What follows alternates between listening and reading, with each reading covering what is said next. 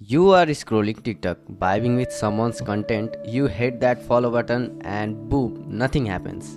No follow, no error, just nothing. TikTok's playing games again. Don't panic, I have got the real fix step by step, and you will be following like a pro in less than 2 minutes. So, hello everyone, welcome back to our new video, and let's start the video.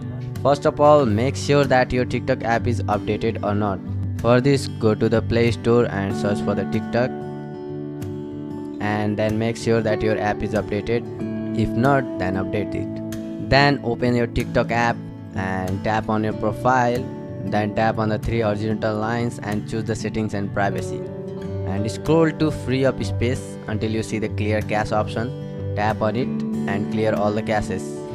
If it's just one person you can't follow, sorry, they may have blocked you or restricted their account.